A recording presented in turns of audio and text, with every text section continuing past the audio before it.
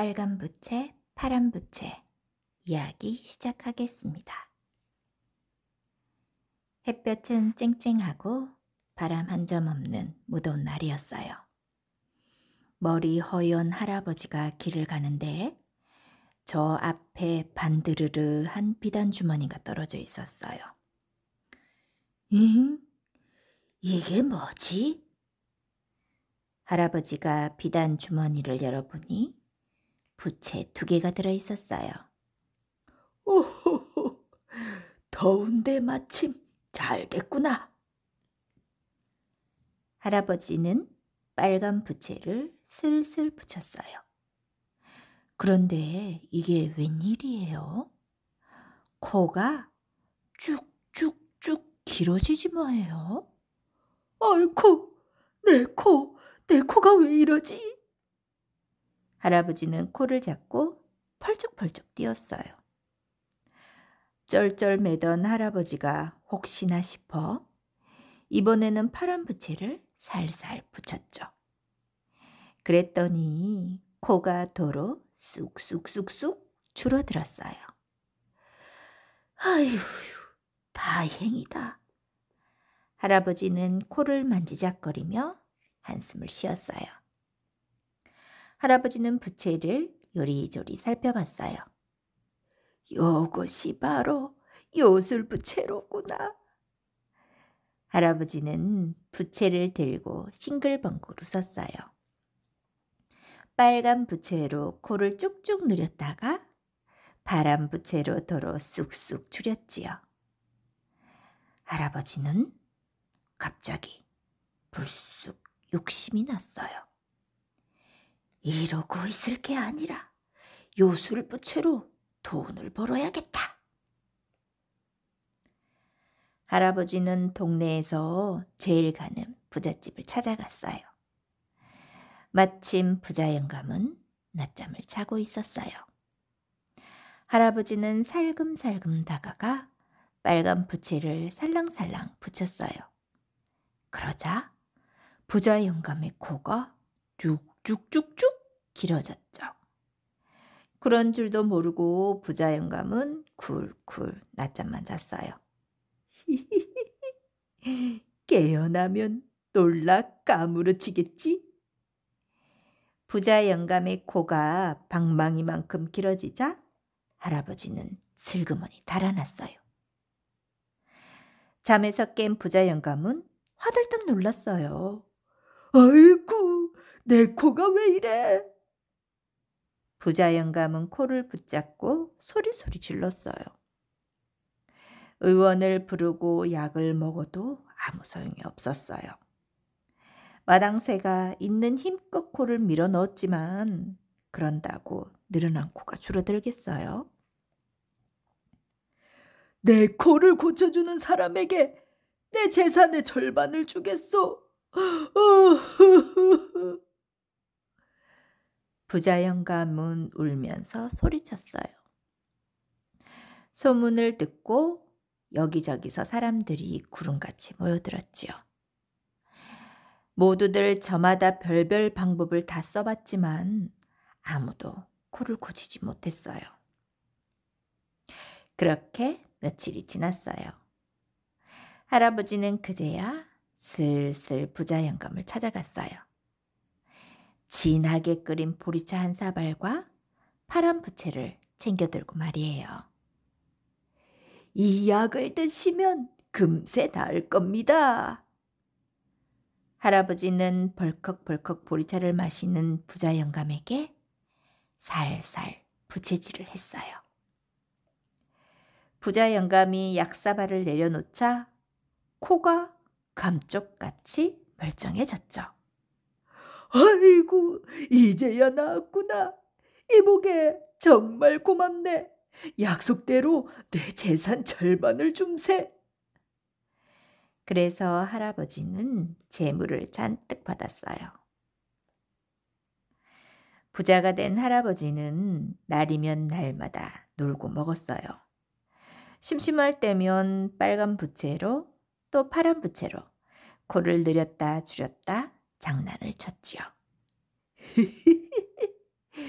정말 신기하고 재미있단 말이야. 아, 그럼 어디까지 늘어나나 한번 해볼까? 할아버지는 빨간 부채를 파닥파닥파닥 열심히 붙였어요. 지붕보다 높이, 나무보다 높이, 산보다 높이 코는 쭉쭉 늘어나 계속 위로 올라갔어요. 자꾸자꾸 늘어나던 할아버지의 코는 구름을 뿅 뚫고 하늘나라까지 올라갔어요. 옥황상제는 불쑥 올라온 코를 보고 깜짝 놀랐어요. 여봐라, 저게 무엇이냐? 신하들이 요리조리 살펴봤지만 도대체 무엇인지 알 수가 없었어요. 감히 여기가 어디라고? 저 괘씸한 것을 당장 묶어버려라. 옥황상제의 불효령에 신하들은 할아버지의 코를 기둥에 꽁꽁 묶었어요. 왜 갑자기 코가 아프지? 에이, 너무 느렸나? 다시 줄여야겠다. 할아버지가 파란 부채를 붙이자 몸이 붕 떠올랐어요. 이거 왜 이래?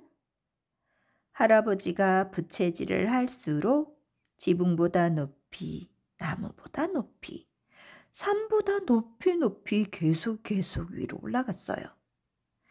하늘나라에 코가 묶여 있으니 그럴 수밖에 없었죠. 어느새 할아버지는 하늘 높이 둥둥 떠 있게 되었어요. 아이고, 이게 무슨 일이람?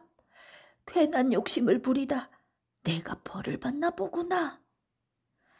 할아버지는 무서워서 바들바들 떨었어요. 그때 옥황상제가 신하들에게 명령을 내렸어요. 이제 혼쭐이 났겠지? 이봐라, 그만 풀어주어라. 옥황상제의 말을 들은 신하들이 코를 묶었던 밧줄을 탁 풀었어요.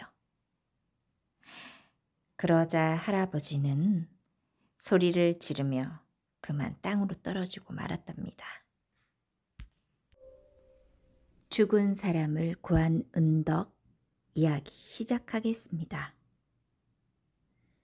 예전에 두 대감이 살았는데 어릴 때부터 친한 사이였다. 대물림으로 재산도 많고 공부도 하여 지방에서는 흔하지 않은 벼슬을 얻었다. 둘은 늘 하나가 망하면 서로 도와주자는 약조까지 할 정도로 형제 지우를 쌓았는데 중년이 되어 김대감이 멀리 이사를 가고 말았다. 남은 이대감은 어찌 된 일인지 재산이 점차 줄어들기 시작하더니 2, 3년 지내고 보니 끼니 걱정을 해야 할 형편이 되었다. 그렇게 다시 2, 3년이 지나니 이젠 영락없는 거지꼴이었다. 그렇다고 양반 체면에 남의 집 동냥도 할 수가 없어 며칠을 쫄쫄 굶고 있으니 하늘이 노랗게 보였다. 그런 어느 날 이대감이 의관을 갖추고 멀리 출타 준비를 하였다. 내 김대감을 한번 찾아가 봐야겠소. 내 형편이 이 지경이니 좀 도와줄지 누가 알겠소? 그 말을 남기고 떠난 이대감은 과객질을 하면서 김대감이 사는 마을의 고갯쯤에 이르니 밤이 되었다. 고개를 힘겹게 올라가 잠시 땀을 식히고 있는데 저 아래서 말방울 소리가 요란한 게 대단한 사람의 행차가 있는 모양이었다. 길 옆으로 빗게 앉아 있으니 큰 말을 탄 사람이 군조를 거느리고 고개를 올라오는데 자세히 보니 뜻밖에도 행차의 주인공은 김대감이었다. 하도 반가워 이대감이 말 앞에 턱 나서며 말했다. 이보시게 김대감, 날새 밤이 야심한데 어딜 행차하시는가? 말 위에 김대감은 뜻밖의 만난 이대감을 내려다보며 맞장구를 쳤다. 이게 얼마만인가. 이대감을 여기서 만나게 될 줄은 진정 몰랐네. 그래, 가내는 두로 무고하시고. 이렇게 수인사가 진행되는 가운데 이대감은 김대감에게 사실대로 말했다. 내 사실은 자네 집을 가려는 참이라네. 까닭없이 집안이 폭삭 망해 도움을 청하러 가는 길이었네. 호호, 이런 딱한 일이 있나. 이복에 나는 이미 죽은 사람이라네. 그런데 어찌 자네한테는 부고를 하지 않았을꼬. 오늘이 내 제삿날이라 행차하는 길이라네. 세상에, 김대감은 어이가 없었다. 집에 가봐야 허사가 아닌가. 낭패한 얼굴을 하고 있는데 김대감이 엽전 한 꾸러미를 던져주었다. 미안하네. 내가 큰 도움을 주지 못해서. 자네와 내가 워낙 형제 지우였기에 영원히 나와 살아있는 자네가 만났지. 그렇지 않았으면 영 헛걸음이 될 뻔했네. 안 됐지만 내 갈 길도 바쁘니 그만 헤어짐세. 김대감은 군졸들을 호령하여 고개를 내려갔다. 어리둥절해 있던 이대감은 김대감이 주는 엽전을 챙기고는 행렬의 뒤를 따랐다. 어차피 김대감의 집에 가봐야 친구도 없어 무료한 밤을 새울진데 친구를 따라가 어떤 모습을 하고 있는지도 알고 싶었기 때문이었다. 쩌렁쩌렁 행차 소리도 요란한 뒤를 이대감이 따라가는데 이미 귀신이 된 김대감이 모를 까닭이 없었다. 행차는 어느 큰 골짜기로 들어가는데 갑자기 골짜기가 환해지면서 대궐 같은 집들이 즐비하였다. 세상에 이런 일이. 눈이 휘둥그레져서 거의 정신을 잃을 지경인데 김대감의 행차는 10채의 집 중에서도 가장 규모가 큰 집으로 들어갔다. 엄청나게 큰 대문이 열리며 으리으리한 광경이 드러나는데 그때 김대감이 뒤돌아보며 이대감에게 일렀다. 이보게, 여기는 산 사람이 올 곳이 못 되는데 어쩌자고 얘까지 따라오는가. 모를 줄 알고 따라왔던 이대감이 화들짝 놀라며 간신히 대답했다. 자네 집에 가봐야 어쩔 수도 없고 나도 모르게 자네를 따라왔네. 그러자 김대감은 할 수 없다는 듯이 이대감을 어느 방으로 들여보내놓고 자기는 자신의 거처로 들어갔다. 이대감이 혼자 방 안에 우두커니 앉아있자니 갑자기 바깥이 소란스러워졌다. 방문 틈새로 살펴보니 뜻밖에도 김대감이 용상에 떡 버티고 앉아 명부를 뒤적이며 하나하나 일을 풀어나가는데 이상한 복장의 사람들이 마당 가득히 운집하여 머리를 조아리고 있었다. 저 사람이 죽었다더니 염라국의 대왕이 된 게로구나.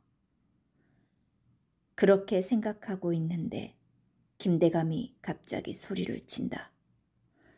여봐라, 박 부자의 아들을 잡아왔느냐? 그러자 저승사자인 듯한 사람 하나가 네 하고 앞으로 나가 읍한다. 잡아왔으면 냉큼 끌어오렸다. 그 말이 떨어지기가 무섭게 13살 남직한 청년 하나가 저승사자의 손에 이끌려 왕 앞에 꿇어앉혀졌다. 네 이놈, 너는 부모 잘 만난 덕에 그동안 호의호식하며 살았겠다. 내가 지은 죄는 별로 없으나 내 아비가 재산을 모으면서 지은 죄가 매우 크니라. 그래서 내 아비를 잡아올 것이지만 아직 수명을 다하지 못해 너를 잡아온 것이니 내 아비 대신 죄값을 받아야 하느리라. 김대감이 눈을 부릅뜨고 조목조목 설명하자 청년은 사시나무처럼 떨면서 아무 항변도 하지 못했다. 여봐라, 저놈을 매우 쳐라. 그러자 저승사자 몇이 두들겨 패는데 청년은 비명도 제대로 못 질렀다. 이 모습을 지켜보던 이대감은 기가 막혔다. 아비 대신 자식을 붙잡아다 저렇게 두들겨 패다니 저 아이가 무슨 죄가 있을꼬. 몽둥이에 맞은 청년이 거의 까무러쳐 숨도 제대로 못 쉬는 것을 본 이대감은 불현듯 의협심이 발동하여 문을 박차고 뛰어나갔다. 이보시게, 아무리 이승과 저승의 법이 다르다 한들 이럴 수가 있는가? 내 들어보니 죄는 아비에게 있는데 아들을 붙잡아다 벌을 주다니. 자네는 나서지 말게. 내 하도 딱해 하는 말이네. 자네도 보지 않았나? 아비가 죄를 많이 지으면 자식이 벌을 받아 먼저 죽지 않던가. 그게 영원 세계의 법이라네. 부모가 적선을 많이 하면 자식이 잘 되는 이치를 자네도 알지 않는가? 그러니 자네는 모른 척하게. 그래도 그렇지. 차라리 내가 매를 맞는 게 속이 편하겠네. 제발 그만하게나. 그러거나 말거나 매질은 계속되었고 청년은 실신하였다. 매질이 있을 때마다 움찔할 뿐 송장이나 다름이 없었다. 도저히 안 되겠다 싶어 이대감은 청년의 몸뚱이 위에 엎드리며 악을 쓰기 시작했다. 차라리 나를 죽이게. 살아있는 사람으로서 이 꼴은 도저히 못 보겠네. 나는 이제 살 만큼 살았으니 나를 잡아가고 대신 죄 없는 이 청년을 살려주게.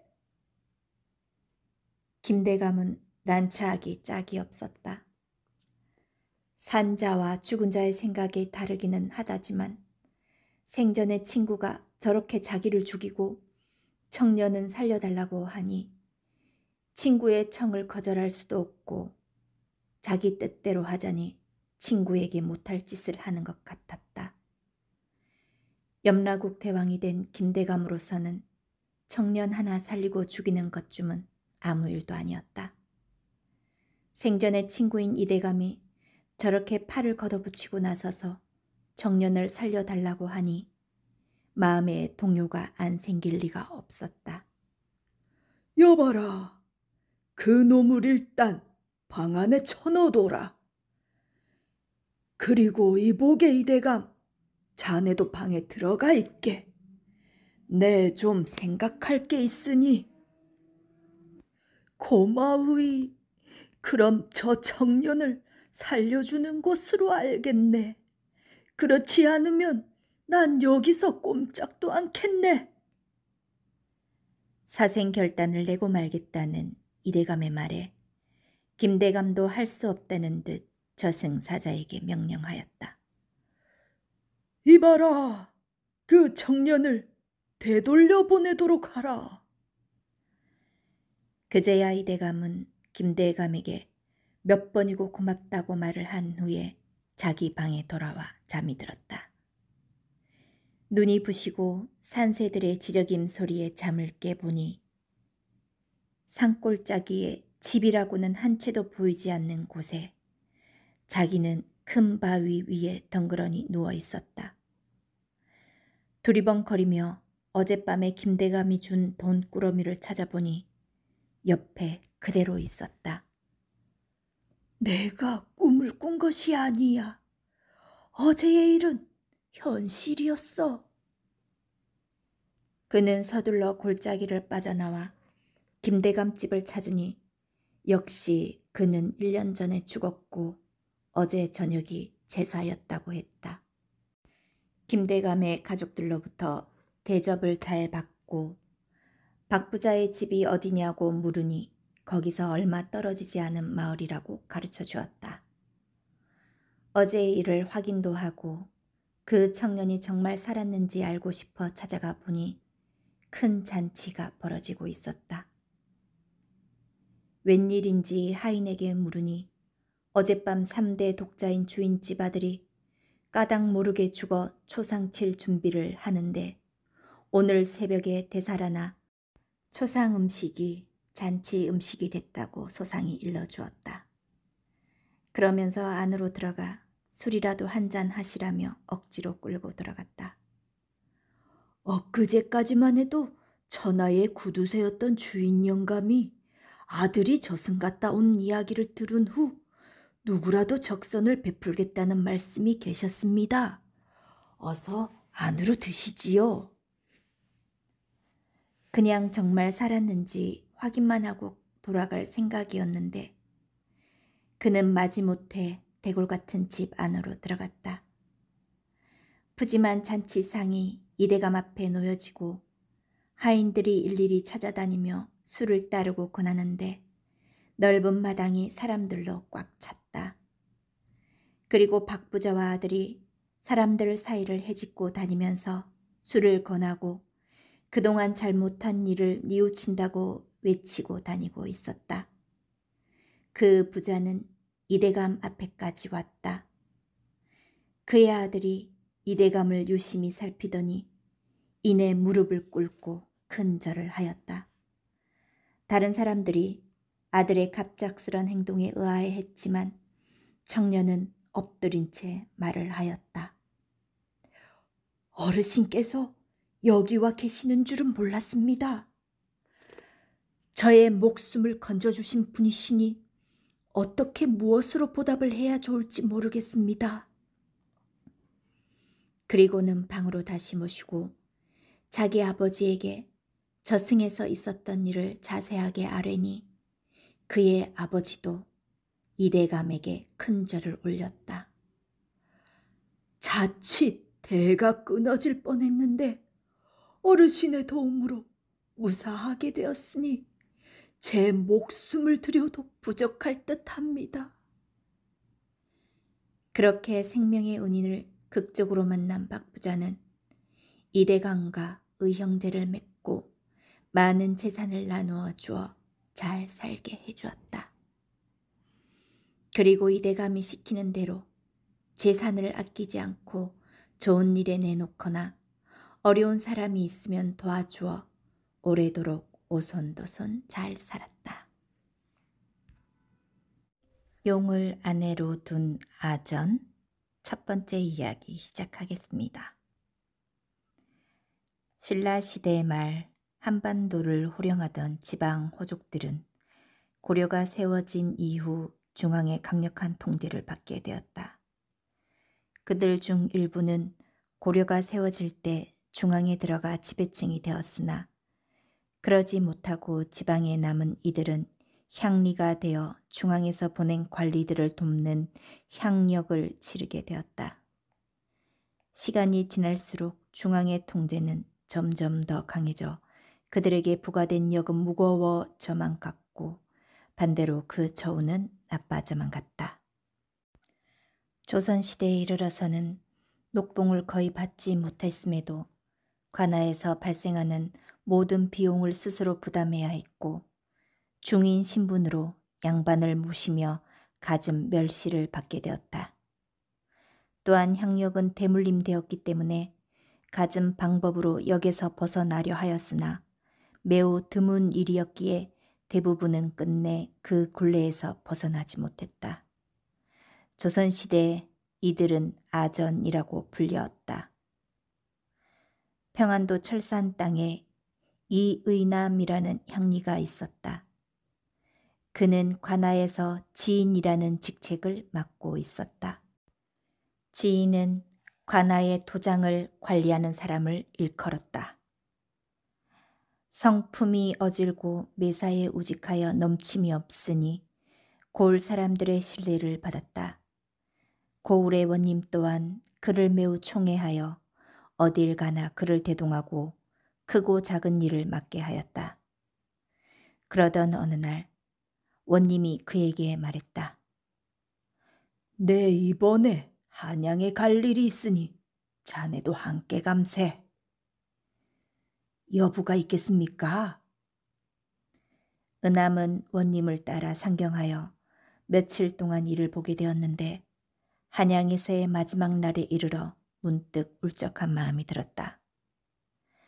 세상은 이렇게 넓은데 나는 평생 변방에서 허드렛 일만 하는구나. 울적한 마음의 은암은 돌아가기 전날 원님에게 부탁하여 반나절의 말미를 얻었다. 그러고는 용산에 올라 한강에 배가 오르내리는 것을 한가로이 구경하였다. 그런데 어디선가 그를 부르는 소리가 들렸다. 젊은이. 의남이 소리나는 곳을 보니 웬 노인이 그를 바라보고 있었다. 혹시 절산 땅에서 오지 않았소? 의남이 어리둥절해하며 물었다. 그렇습니다만 젊은이 얼굴이 참으로 좋구려. 그러더니 편지 한 통을 건넸다. 내 집도 그곳이라오. 내 집을 떠난 지 오래인데 미처 집안의 소식을 전하지 못하였소. 고향에 돌아가는 길에 나 대신 이것을 좀 전해줄 수 있겠소? 은암은 그러겠다 이러고는 편지를 받아들었다. 그러자 노인이 말했다. 이 편지를 들고 고을의 동쪽에 있는 큰 못에서 유철이란 사람을 부르시오. 그러고는 이내 허공 속으로 사라져버렸다. 놀란 은암이 그제야 정신을 차려보니 모든 것이 한바탕 꿈이었다. 그런데 몸을 일으키다가 꿈에서 노인이 준 편지가 놓인 것을 보았다. 기이한 일이로구나. 다음 날 의남은 원님을 모시고 철산으로 향했고 얼마 뒤 관아에 도착할 때쯤 노인의 말이 생각나서 원님에게 아뢰었다. 소인이 볼 일이 생겨 고을 근처를 다녀와야 할 듯합니다. 그러자 원님이 언짢은 듯 말했다. 얼마 전 한양에서도 그러더니 어디를 그렇게 다니는 것이냐? 의남이 머뭇거리며 대답하지 못하자 원님이 말을 이었다. 알겠으니 다녀오너라. 얼마 걸리지 않을 것이라 생각한 의남은 집에 들으지도 않고 그 길로 못을 찾아 고을의 동쪽으로 향했다. 조금 길을 나아가니 과연 커다란 못 하나가 나왔다. 의남은 그곳에서 사람이 살만한 곳을 찾아보았으나 집은커녕 작은 인기척도 느껴지지 않았다. 의남은 노인의 말을 곱씹어 보았다. 이 편지를 들고 마을 동쪽의 큰 연못에서 유철이란 사람을 불러주시오. 사람이 어디 있다고 부르라는 것인가? 일단 편지를 꺼내 들고는 허공에 외쳐보았다. 유철! 유철! 유철! 하지만 사람도 없는 곳에서 아무도 대답할 리 없었다. 허탈해진 은함은 돌아가려 하는데 그때 뒤에서 그를 부르는 소리가 들렸다. 니시오. 은함이 놀라 뒤를 돌아보니 못 한가운데 웬 사람이 있었다. 은함은 두려운 마음에 그대로 선 채 가만히 그를 바라보았다. 그러자 정체불명의 남자가 그에게 재차 물었다. 누구냐 물었소.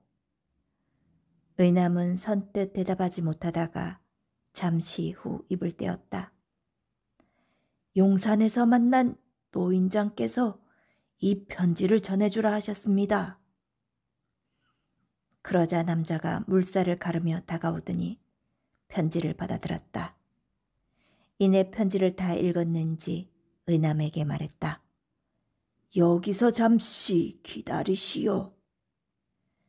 그러고는 다시 물속으로 들어가 버렸다. 공연히 귀신들의 일에 휘말려 버렸구나. 기이한 광경에 두려움을 느낀 의남은 그대로 도주할까 고민하였으나 도무지 두 발이 떨어지지 않았다. 그러던 중 남자가 다시 물 위로 떠오르더니 의남을 불렀다. 물속에서 그대를 부르십니다. 나와 같이 들어가십시다. 의남이 아연실색하며 말했다. 내가 어찌 그 깊은 물에 들어간단 말이오? 그러자 남자가 아무렇지 않은 듯 말했다. 그저 눈을 감고 내 등을 잘 잡고만 있으면 돼요. 의남은 고민하다 무언가에 홀린 듯 그의 말에 따랐다. 그러자 의남의 손이 등에 닿기가 무섭게 두 사람의 몸이 물속으로 빨려 들어갔다. 의남은 두려워 눈을 꼭 감고 있었으나 이상하게도 귓가에 물소리와 바람소리만 들려올 뿐 몸에 물 닿는 것이 전혀 느껴지지 않았다. 조심스레 눈을 떠보니 물결이 그들을 비껴나가며 길이 생겨나고 있었다. 잠시 후 바닥에 이르러 남자가 의남을 내려놓았다. 그곳에는 붉은 대문이 있었는데 그 생김이 장엄했다. 남자가 문을 열며 말했다. 이리 들어오시오. 대문으로 들어가 여러 중문을 지나니 높은 돌계단 위 본 적이 없는 갖가지 장식이 달린 화려한 누각이 나왔다. 의남이 감탄하며 그 위에 오르니 웬 젊은 여인이 나와 그를 맞이했다.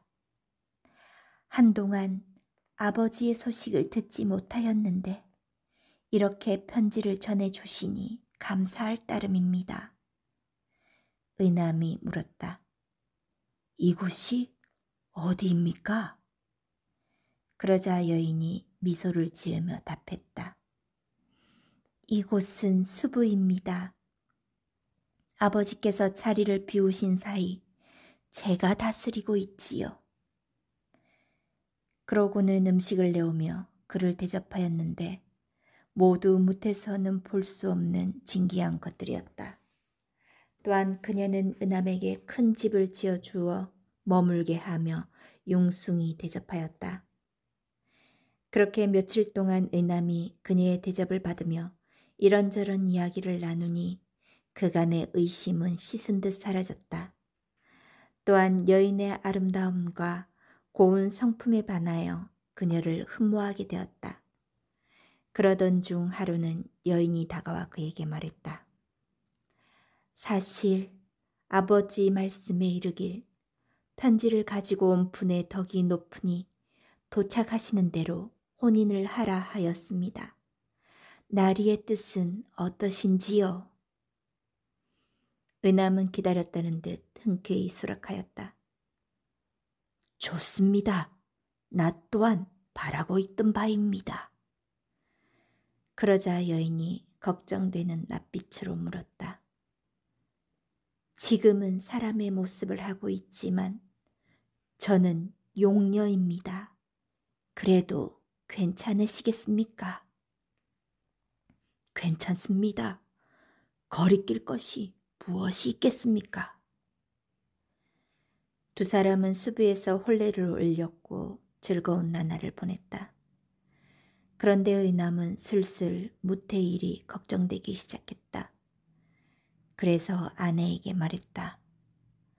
네, 곧바로 이곳에 오느라 집에도 들르지를 못하였습니다. 무태 잠시 다녀와야 할 듯합니다.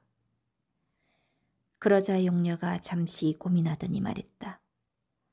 무태서는 어떤 일을 하고 계십니까? 지인입니다. 지인은 어떤 옷을 입습니까? 궤자를 입습니다. 그러자 용녀는 귀한 비단을 꺼내어 옷을 만들더니 그의 배에 읊혀주며 말했다. 서방님, 부디 빨리 돌아오세요. 그러고는 유철을 불러 의남을 물 밖으로 데려다 주도록 했다. 무트로 나간 의남은 왔던 길을 되돌아 고을로 향했다. 그런데 고을에 도착하고 보니 그의 어머니가 길에서 이리저리 헤매는 것이 보였다. 어머니, 무슨 일로 나오셨습니까? 그러자 그의 어머니가 그를 보고는 다그쳤다. 그동안 어디 있었던 게냐? 원님께서 너의 아버지를 잡아들였다. 이야기를 들어보니 며칠이 지나도 의남이 돌아오지 않자 그가 도주한 것이라 생각한 원님이 그의 아버지를 잡아놓고 날마다 의남이 숨은 곳을 실토하라며 신문을 한다는 것이었다.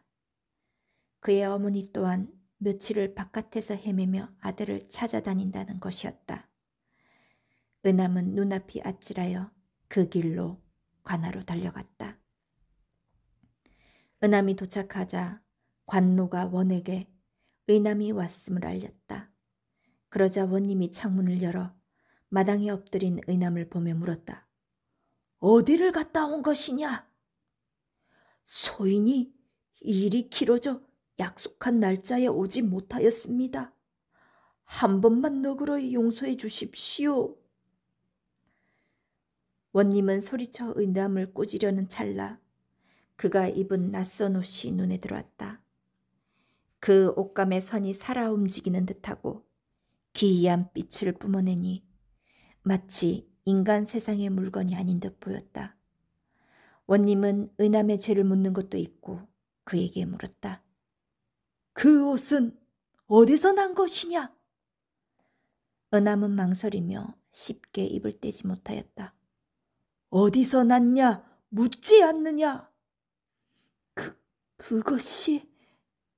그러자 원님이 다시 낯빛을 바꾸더니 크게 소리쳐 꾸짖었다. 이놈! 멋대로 자리를 비우고 관아의 일을 소홀히 한 것도 모자라 이제는 죄를 덮으려 거짓을 궁리하는 것이냐? 그러고는 좌우를 불러 명했다. 뭣들 하느냐? 어서 죄인의 아비를 끌고 와라. 잠시 후 포졸들이 포박된 아전의 아버지를 거칠게 끌고 왔다. 내 아비가 죽는 꼴을 보고 나서야 끝내 그 입을 열겠느냐? 더 이상 사실을 감출 수 없다고 생각한 의남은 있었던 일을 모두 아뢰었다.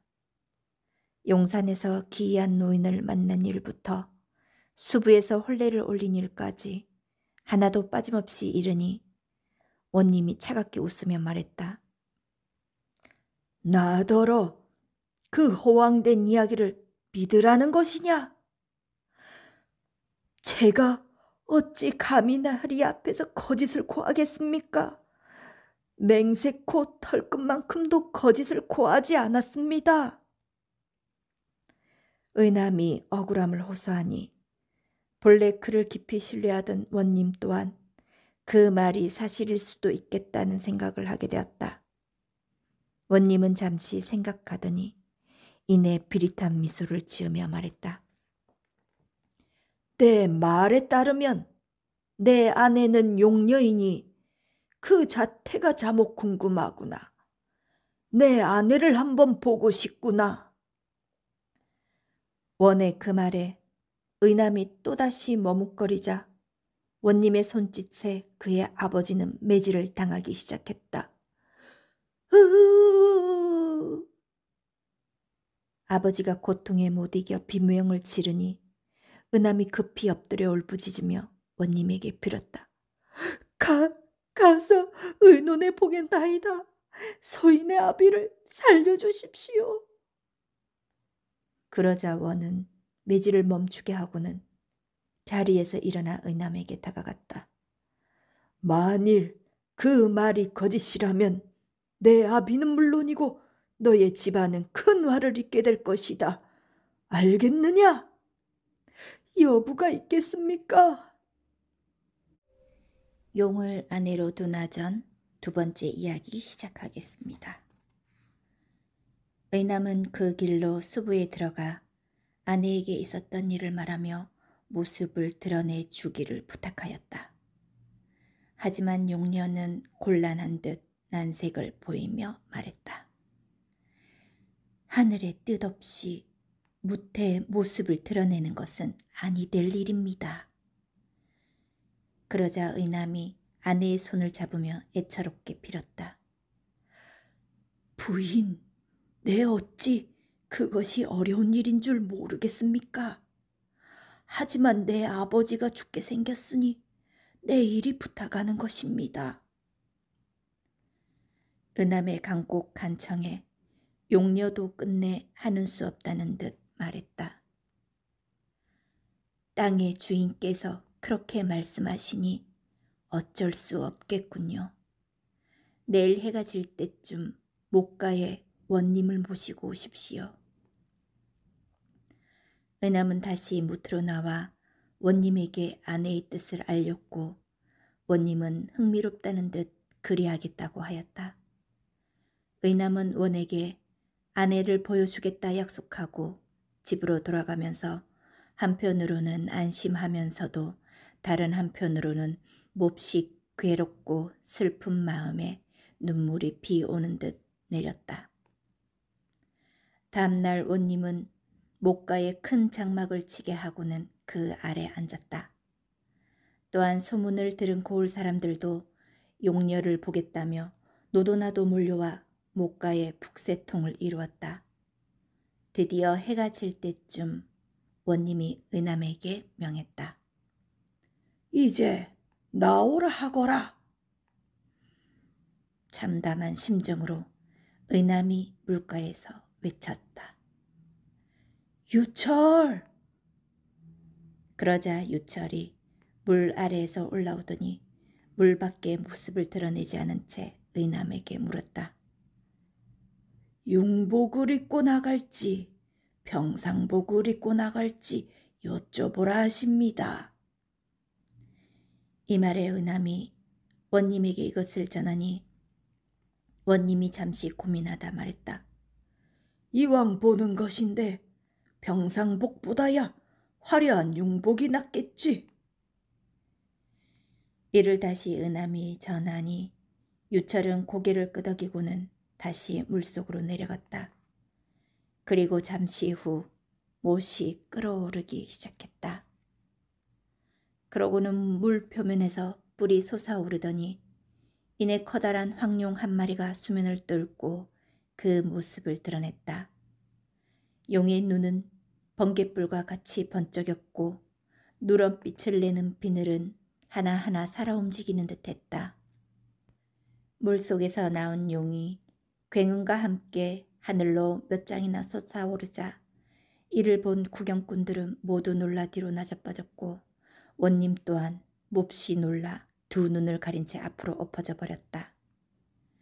용은 이 광경을 보고는 한 차례 크게 몸을 비틀더니 다시 물속으로 들어가 버렸다. 용이 사라지자 고을 사람들은 모두 도망치듯 흩어져 버렸고 원 또한 멋쩍은지 의남에게 한마디도 하지 못하고 무리를 이끌고 관하로 돌아갔다. 고맙소. 원은 그날로 의남의 아버지를 풀어주었고 용을 보고 두려운 마음이 생겼는지 그 후로는 의남이 수부에 가고자 말미를 얻을 때에도 문제 삼지 않았다. 그렇게 의남은 한동안 걱정 없이 묵과 물속을 드나들며 용녀와 즐거운 시간을 보냈다. 시간이 흘러 때는 여름, 철산 땅에 심한 가뭄이 들기 시작했다. 타는 듯한 날씨에 몇 달째 비 한 방울 내리지 않으니 온 고을의 농가밭은 누렇게 타들어갔고 고을의 민심 또한 하루게 다르게 흉흉해져 갔다. 온갖 수를 써서 해결하려 하였으나 도무지 상황이 달라질 기미가 보이지 않자 원님은 지푸라기라도 잡는 심정으로 여러 차례 기우제를 지내보았다. 그러나 하늘이 고울을 버린 것인지 끝내 비는 내리지 않았다. 원님은 몹시 초조해지기 시작했다. 이 상황이 계속되어 굶어 죽는 이가 생기기라도 하는 날에는 조정에서 그에게 엄히 죄를 물을 것이고 그렇게 된다면 원 자리는 물론이고 목숨마저 부지하기 어렵다는 것은 불을 보듯 뻔한 일이었다. 원은 불안함에 잠도 제대로 이루지 못하고 하루하루 수척해져만 갔다. 그러던 어느 날 관아에서 은함을 보고는 문득 무언가가 생각난 듯 급히 그를 불러 말했다. 이보게, 자네 아내는 용이지 않은가? 가서 비를 내려달라 부탁해보게. 그러자 은함이 망설이며 말했다. 제가 할 수 있는 일이 있을지 모르겠습니다. 그 또한 고을의 사정을 잘 알고 있었으나 지난날의 일이 마음에 걸리는 데다 용이 마음대로 모습을 드러내는 것이 하늘의 뜻을 거스르는 일임을 이미 아내에게 들었기에 차마 원의 청을 승낙할 수가 없었다. 그러자 원이 수척하여 총기가 사라진 눈을 부릅뜨며 소리쳤다. 이제야 알겠다. 내 놈이 내게 원한을 품고 아내를 시켜 비를 멈추게 했구나. 은함이 몹시 놀라며 말했다. 소인이 감히 어찌 그런 짓을 했겠습니까? 그게 아니라면 당장 내 놈의 아내더러 비를 내려달라 하거라. 은함은 눈앞이 캄캄해졌다. 원은 이미 그의 아버지를 잡아 가둬둔 적이 있는데다 그가 용을 두려워한다 해도 이제는 앞뒤 가릴 상황이 아니므로 또다시 어떤 짓을 벌일지 모를 일이었기 때문이다. 은함이 잠시 고민하더니 이내 입을 떼었다. 소인이 가서 의논해 보겠습니다. 불가한 일입니다. 용이라 할지라도 마음대로 그럴 수는 없다고 이미 말씀드리지 않았습니까? 은함이 용궁에 가 아내에게 이르니 용녀는 단호하게 거절하였다. 이에 은함이 재차 청했다. 다시 한 번만 생각해 주시오. 지금 무태서는 백성들의 울음소리가 온 들판을 덮는 듯하오. 하지만 용녀는 한사코 고개를 저으며 계속해서 거절할 뿐이었다. 이번 일은 저번과는 다릅니다.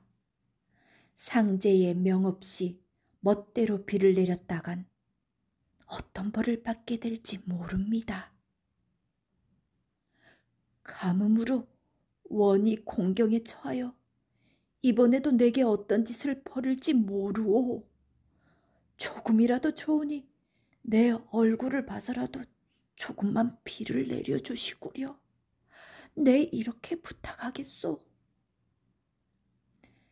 은함이 여러 차례 간곡하게 부탁하니 용녀도 마음이 흔들렸는지 오랜 고민 끝에 말했다. 하는 수 없군요. 그러고는 방에 들어가 용장으로 옷을 받고 입고는 웬 물이 든 병과 버드나무 가지를 양손에 쥐었다. 이어 물 밖으로 나서려 하는데 무언가 생각난 은함이 그녀를 붙잡았다. 네, 함께 가보아도 되겠소? 그러자 용녀가 이번에도 거절했다. 당신은 인간의 몸에서 난 사람이라 구름을 타지 못하십니다. 나와 함께 가다니 이는 아니 될 일입니다. 은함이 말했다. 내 뭇에서는 비록 천하나 용을 아내로 맞았으니 한 번이라도 당신을 따라 하늘에 올라보고 싶소. 용녀는 은함의 얼굴을 보더니 잠시 고민하다 이내 승낙했다. 제 겨드랑이 밑에 비늘을 꽉 잡고 계십시오. 절대로 두 손을 놓아서는 아니 될 것입니다. 고맙소. 황룡으로 변한 용녀는 물 밖으로 나와 하늘로 솟아올랐다. 그녀의 등에 올라탄 은함은 높은 곳에 이르러 땅을 굽어보았다. 고을과 관아는 물론이고 철산에 온 산천이 조약돌만한 크기로 한눈에 보였다. 이 땅이 이리도 작았구나. 그때 용녀가 버드나무 가지를 병 속에 넣어 적시더니 땅 아래로 물 3방울을 떨어뜨렸다. 물방울은 이내 구름으로 바뀌더니 비가 되어 땅으로 떨어져 내렸다. 용녀는 이를 보고는 이내 몸을 돌려 못 쪽으로 돌아가려 하였다. 하지만 은함이 떨어지는 비를 따라 아래를 내려다보니 땅이 심히 갈라져 있어 아무리 보아도 그만큼으로는 모자랄 것 같다는 생각이 들었다.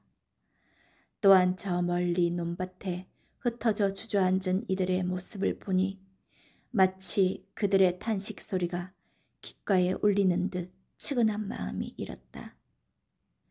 은함은 그곳에서 더 멀어지기 전에 자신도 모르게 핀을 잡은 한 손을 떼고 아내의 손에 쥐어진 물병을 기울여 그 안에 모든 물을 땅 밑으로 흘려보냈다. 이게 뭐하는 짓입니까? 용녀는 크게 놀라 소리치고는 급히 가까운 봉우리로 내려갔다. 그녀는 은함을 그곳에 내려주고 말했다. 이제 큰 재앙이 일어날 것입니다. 절대 산 아래로 내려가지 말고 이곳에 있으십시오. 그게 무슨 말이오?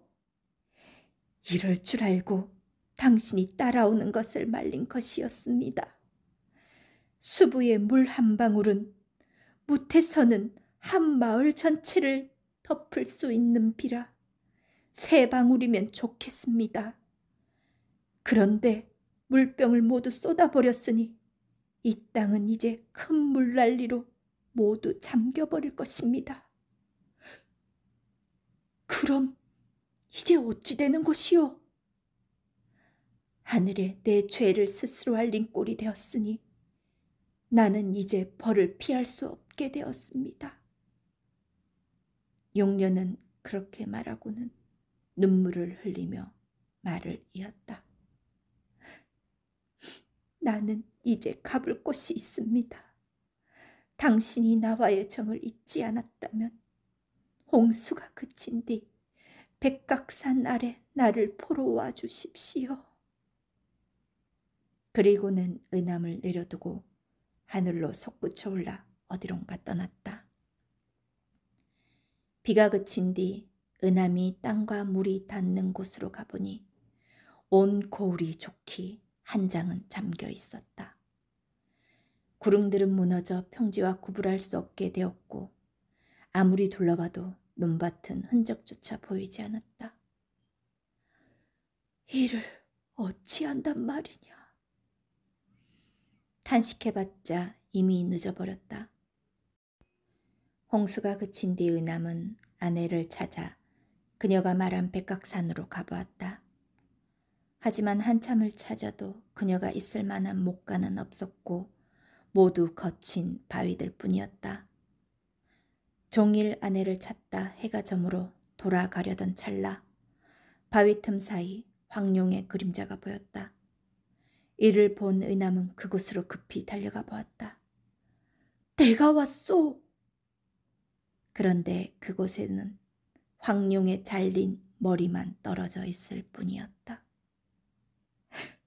나를 용서하시오, 부인. 은함은 그녀의 머리를 끌어안고 한참을 통곡하고는 그 아래 그녀를 묻어준 뒤 다시 산 밑으로 돌아갔다.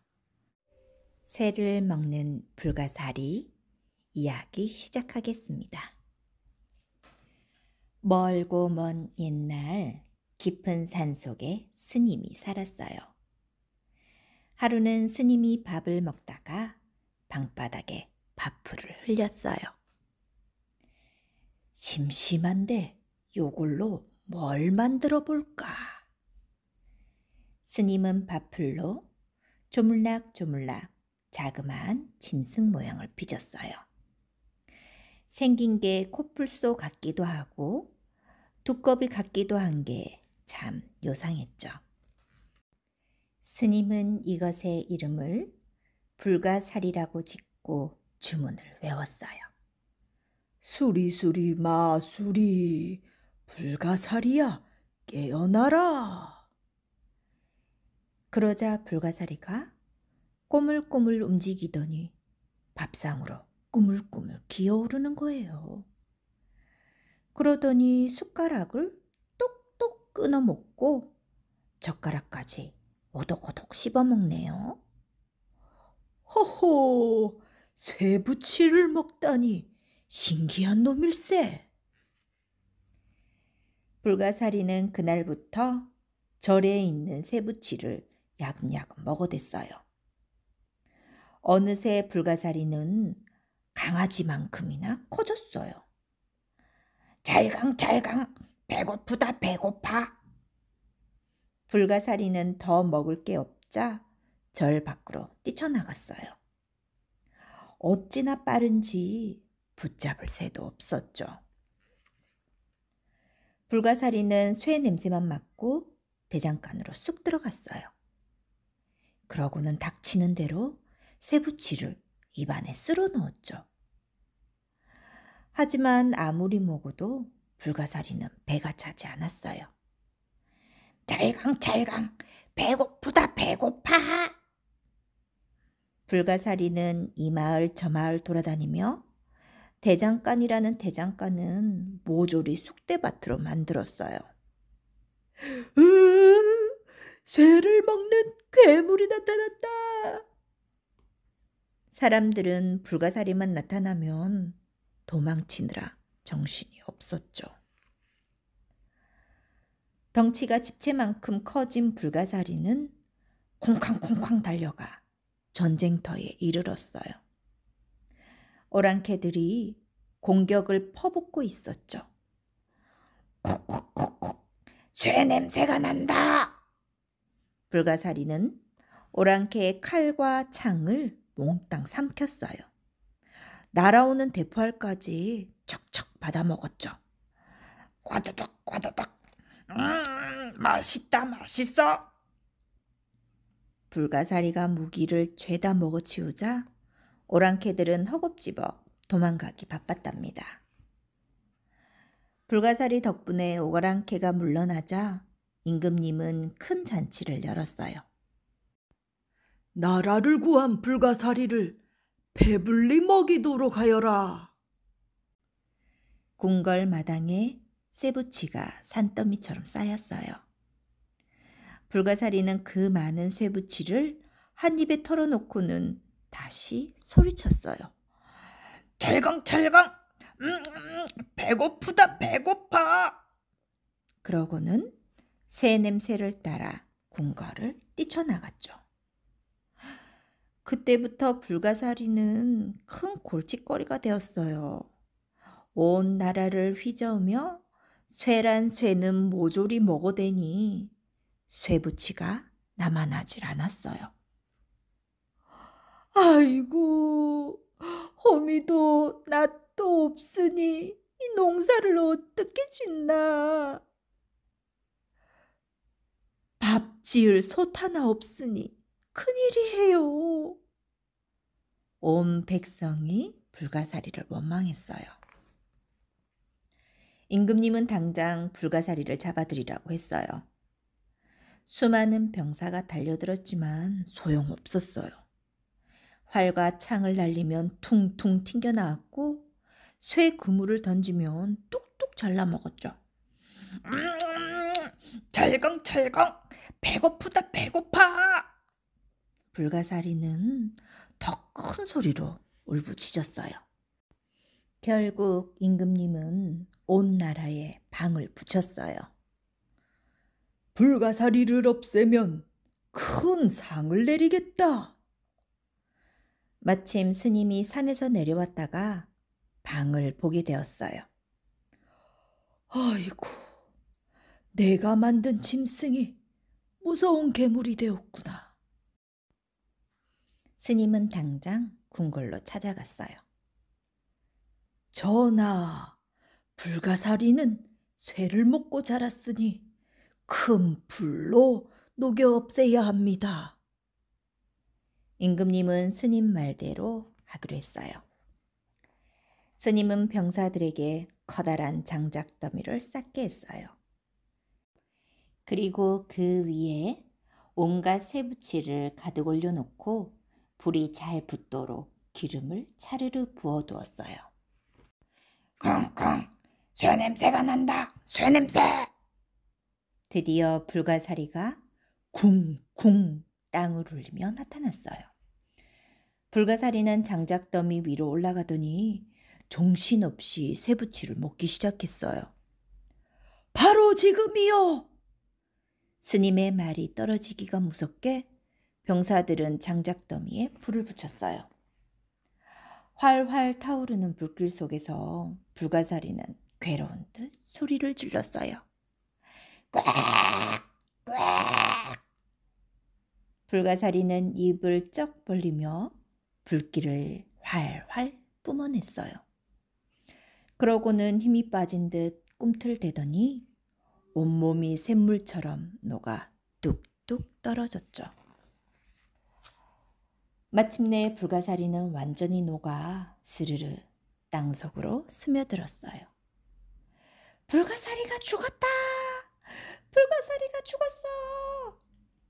사람들은 부둥켜 안고 모두 기뻐했어요. 이렇게 해서 쇠를 먹는 괴물은 사라져 버렸답니다. 불가사리가 사라지자 나라는 다시 평온해졌어요.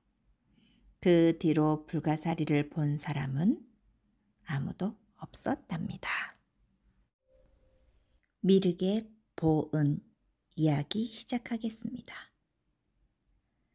옛날 김생원과 이생원이 이웃에 사는데 둘은 매우 친한 친구 사이였다. 김생원은 딸을 하나 두었고 이생원은 아들을 두었는데 둘이 워낙 친하다 보니 훗날 혼인을 약속했다. 그 이후부터 둘은 서로 사돈사돈하며 지냈는데 얼마 안 있어 문제가 생겼다. 아들이 5살 되는 해에 이생원의 아내가 죽더니 이생원도 그 이듬해에 죽고 말았다. 천혜의 고아가 된 이생원 아들이 오갈 데가 없게 되자 김생원이 자기 집에 데려와 키우게 되었다. 그도 워낙 어릴 때부터 어른들이 하던 이야기를 들어온 터라 자기가 크면 김생원의 사위가 될 것이라는 사실을 알고 있었다. 김생원은 처음에는 그를 아들처럼 여기며 잘 대해주었으나 세월이 지나면서 귀찮게 여기고 머슴처럼 부려먹기 시작했다. 그럭저럭 몇 년이 흘러 딸의 홍기가 찾아 김생원은 이생원의 아들에게 딸을 주기가 영 아까웠다.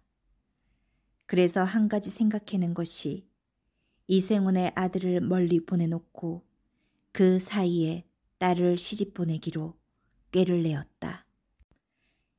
그는 이생원의 아들을 불러 비단 100냥치를 주며 장에 가서 팔아오라고 했다. 이생원의 아들은 아무것도 모른 채 비단을 짊어지고 가다 그만 개울에 빠져 비단이 모두 물에 젖고 말았다. 비단을 풀어 말려야겠는데 마땅한 곳이 보이지 않았다. 그런데 마침 앞에 큰 미륵이 버티고 서 있었다. 우선 여기다 말려야겠다고 그는 비단을 미르게 칭칭 감아놓고 쉰다는 것이 그만 잠이 들어버렸다. 달콤한 잠을 자는데 꿈에 미륵이 나타나 미소 띤 얼굴로 고맙다고 청년에게 치사를 했다. 내가 수백 년을 여기에 있으면서 명태나 능금 조각은 얻어 먹었지만 비단옷을 입어보기는 처음이네. 너의 뜻이 가득하여 주는 것이니 유용하게 쓰거라. 이 글을 만지면서 속으로 주문을 외우면 내 뜻대로 될 것이다. 비단을 말리기 위해 미르게 감은 것을 자기에게 입혀준 것으로 알다니 신도 별 수 없구먼.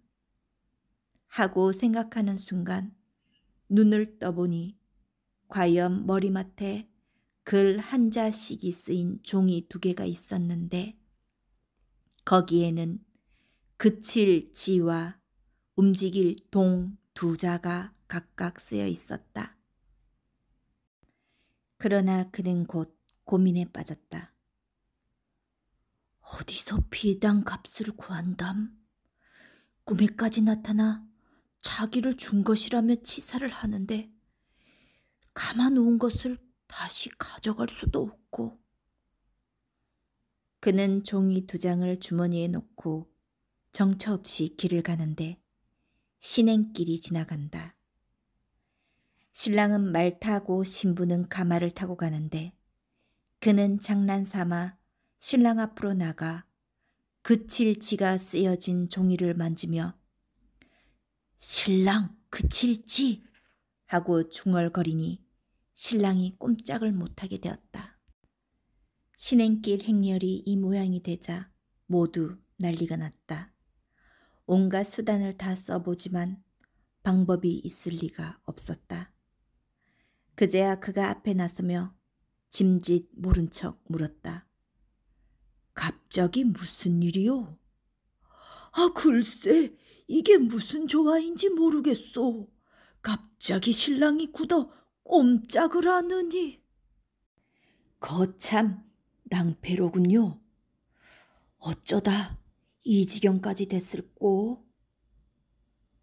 모두들 어쩔 줄 몰라 안절부절인데 그는 속으로 종이 쪽지가 신통력이 있긴 있나 보다라고 생각하며 속으로 쾌재를 불렀다.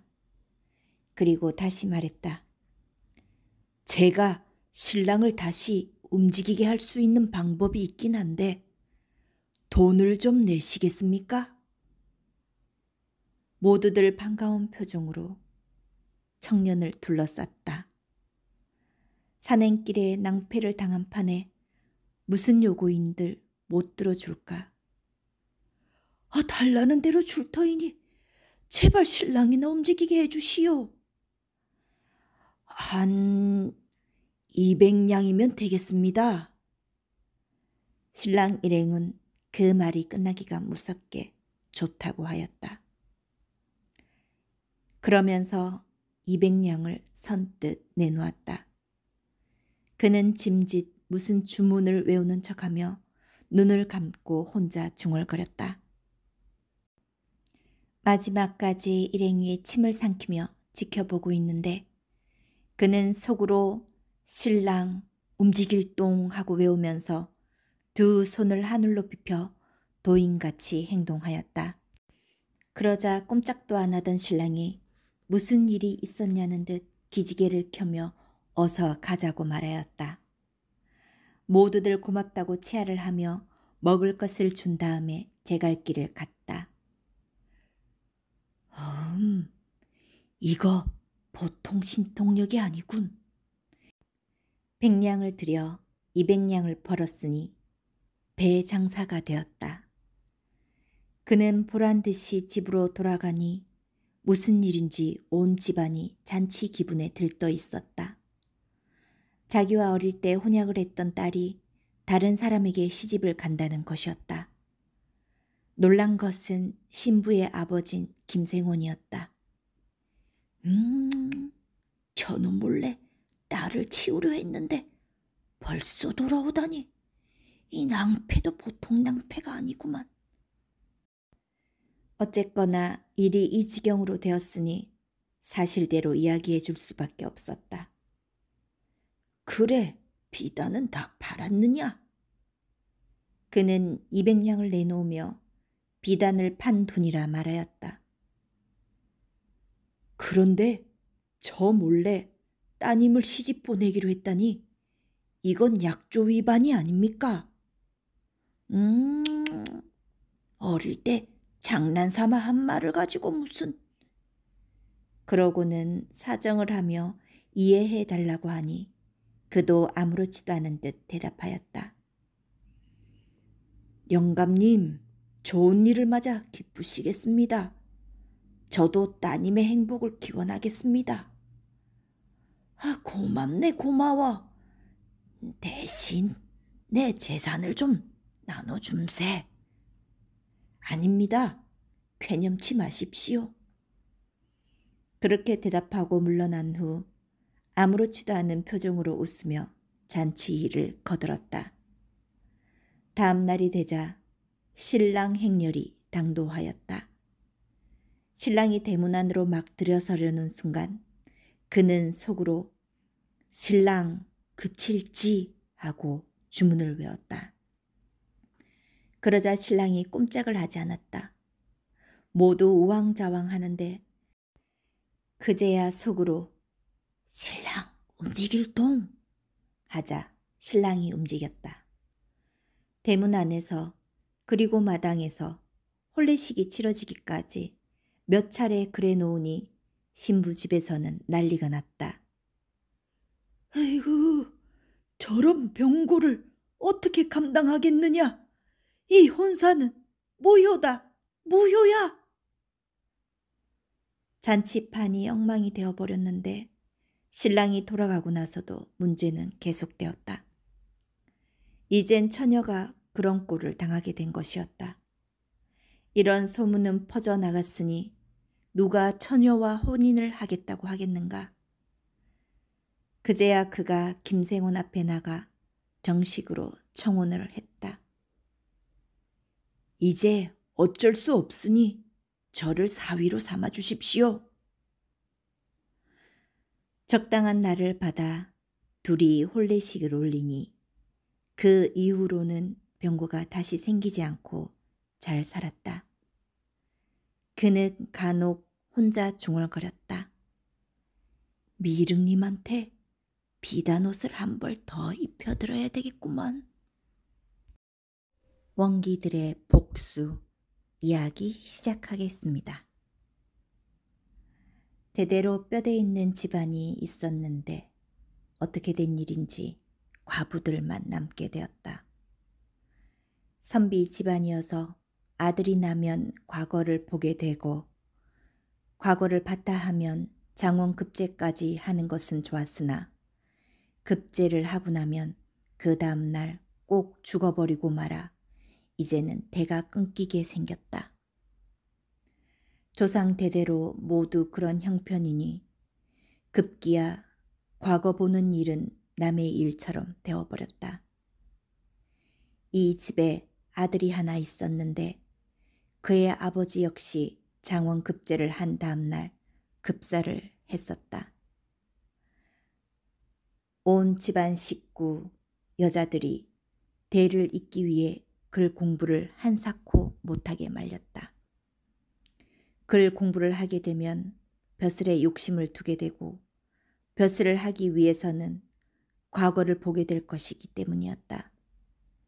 그러면 또 급사를 하게 될 것이 뻔하고 일찌감치 농사일을 가르쳤는데 집안이 선비 집안이어서인가 틈만 나면 친구들로부터 글을 배워 하나를 배우면 열을 깨치니 처음에는 멋 모르고 가르쳐주던 친구들도 얼마 가서 더 가르칠 것이 없다며 물러나고 말았다.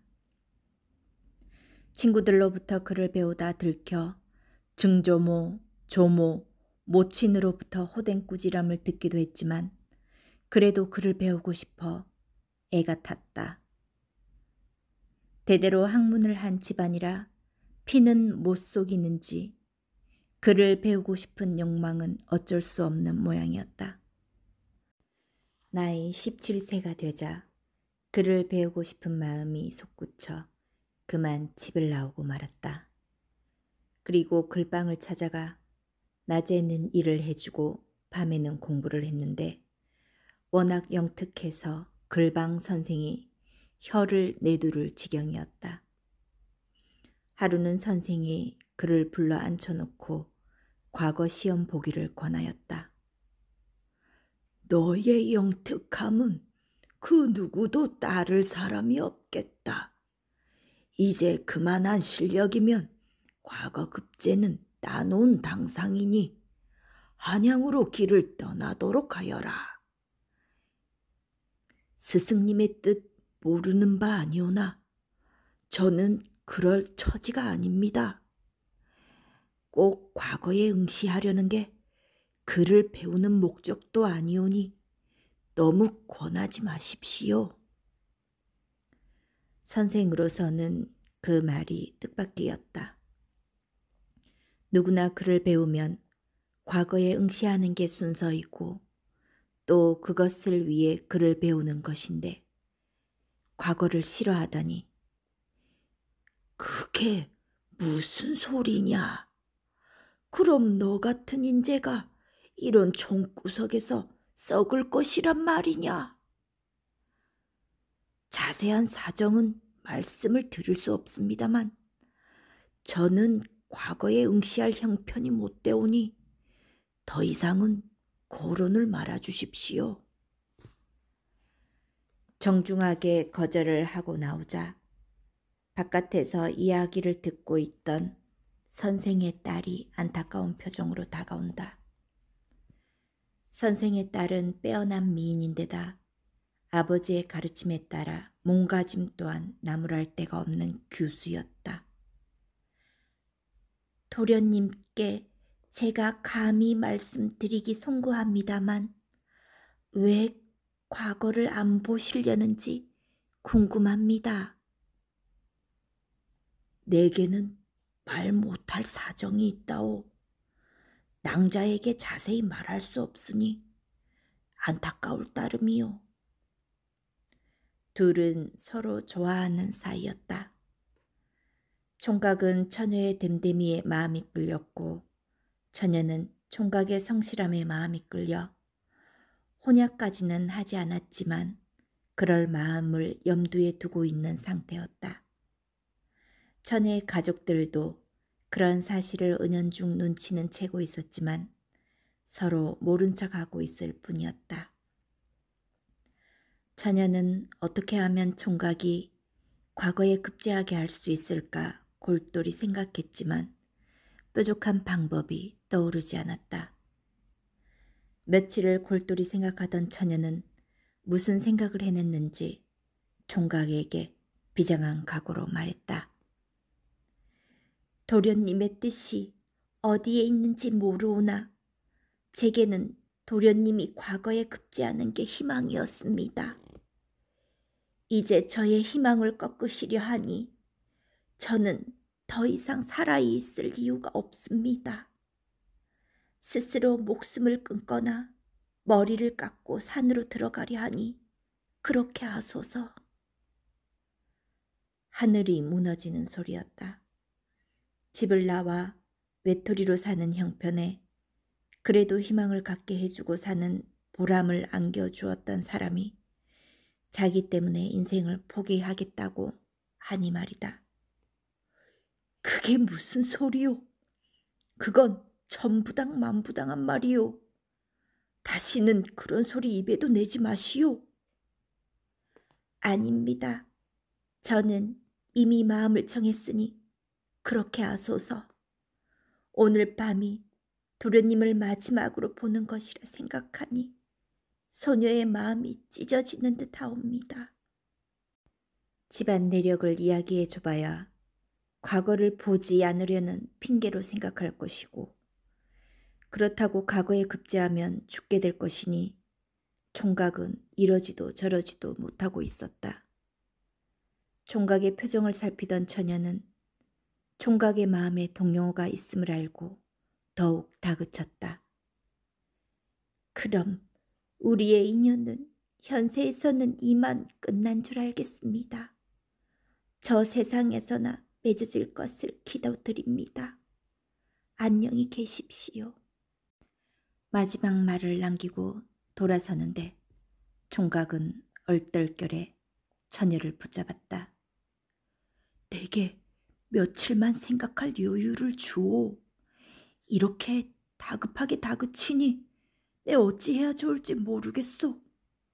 그때까지만 좀 참아주오.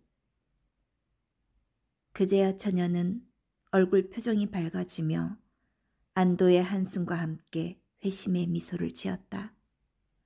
한편 총각은 밤잠을 설쳐가며 생각을 한 끝에 과거에 응시하기로 마음을 정했다.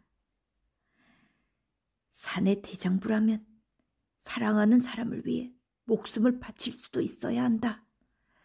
과거에 급제하면 죽는 일은 아버지 댁에서 끝난 일일 수도 있지 않은가. 그래, 모든 것을 운명에 맡기고 한번 부딪혀보자. 서울까지는 천리길, 서두르지 않으면 기한 내에 당도하기 어려웠다. 다음 날 아침 일찍 그는 집을 나섰다. 글방 선생의 가족들은 그의 과거 급제를 믿어 의심치 않으며 친자식을 떠나보내듯 환송해 주었다. 여러 날 만에 당도한 한양은 팔도에서 모여든 선비들로 득실거렸다. 이 많은 사람들과 겨루어 내가 뽑힐 수 있을까? 시험날까지 내내 그런 생각으로 지새웠지만 그의 능력이 단연 뛰어났던지 결과는 장원급제였다. 뿐만 아니라 4대를 이어 장원급제를 했다는 사실이 알려지면서 나라님도 경탄에 했고 장안의 화제가 되었다. 한양을 떠나 고향으로 돌아오는 날, 전날 자정이 되자 바깥이 소란스러웠다. 무슨 일인가? 사람들이 모두 잠잘 시간인데? 문구멍으로 바깥을 내다보니 기묘하게 생긴 사람 7이 저마다 손에는 칼과 창, 몽둥이를 들고 방 안으로 쳐들어올 기세였다. 네 이놈, 어서 나오거라. 오늘이 내 제삿날이니라. 자세히 살펴보니 그건 사람이 아니라 요기들이었다. 요기들은 빨리 나오라고 재촉하니 무슨 영문인지 알 수가 없었다. 처음 당하는 일이라 문을 안으로 걸어 잠그고 불을 환하게 밝힌 채 고함을 질렀다. 걔 누구 없어? 그러거나 말거나 요기들은 바깥에서 떠들며 어서 나오라고 또 재촉을 하였다. 이놈아, 내 목소리는 우리가 삼켜 아무도 들리지 않는다. 어서 나오거라, 요놈아. 젊은이는 기가 막혔다. 그는 용기를 내어 요기들에게 말하였다. 내 놈들은 무엇이며 왜 나를 해치려 하는지 이유나 알아야겠다. 뭐냐 이놈, 내 소원대로 알려주마. 우리는 너의 조상에 의해 목숨을 잃은 원기이니라. 그래서 내 아랩이 애비를 다 잡아먹고 이제 내 차례이니 각오해라. 그제야 증조부와 조부 부친의 의문사 원인을 알 듯하였다. 내 이놈 잡기들아! 내 조상이 어쨌길래 아직도 원한이 안 풀렸단 말이냐? 뭐냐, 더 속 시원히 말해주마. 내 조상 중에 형조 판서가 있었던 걸 기억하느냐? 우리 내시들이 비록 약간 죄를 지었다 하나 그까지 일로 멸문지화의 형벌을 내렸으니 아니 억울하겠느냐. 내가 벼슬길에 났으면 또 그렇게 할 것이니 아예 죽어 없애야겠다. 알겠느냐? 원기가 된 내시들의 복수임이 분명하였다. 그때 어디서 닭 우는 소리가 나자 원기들은 어디론가 흩어져 버렸다. 등어리에는 식은땀이 나고 밤새도록 원기들에게 시달리고 보니 탈진 상태였다. 어쨌거나 서둘러 한양을 빠져나가면 되겠지 하는 생각에 젊은이는 아침 일찍부터 길을 떠났다. 그러나 밤만 되면 어김없이 원기들이 나타나 설치는 바람에 며칠째 잠을 못 자 젊은이는 고통에 빠졌다. 이러다간 안 되겠군. 오늘 밤엔 내가 직접 원기들과 싸워야겠다. 그리고는 칼을 차고 방을 나와 마당에서 원기들을 기다렸다. 이윽고 자정이 되자 어디서 왔는지 원기들이 낄낄거리며 젊은이를 빙 둘러섰다. 오냐, 죽기 살기로 한번 싸워보자. 막 싸움을 시작하는데 어디서 왔는지 수십, 수백, 수천 마리의 개구리가 난데없이 나타나 원기들에게 달려들자 원기들은 개구리 때문에 꼼짝을 하지 못하였다. 그 틈을 타 젊은이가 칼을 휘두르니 원기들은 맥없이 쓰러지며 흔적도 남기지 않고 사라져버렸다. 원기들을 다 물리치고 나니 개구리들도 모두 뿔뿔이 흩어지는데 그로서는 도저히 용문을 모를 일이었다. 그 많은 개구리가 어디서 나타났을까?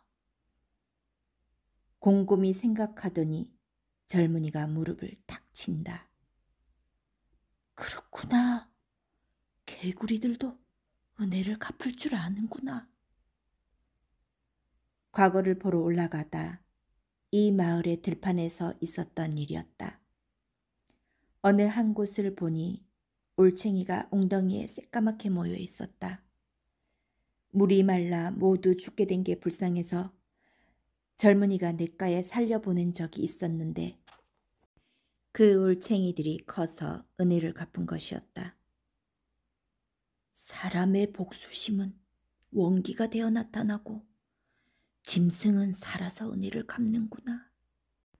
이렇게 중얼거리며 금이 환영한 그는 글방 선생의 딸과 혼인하여 오래도록 잘 살았다.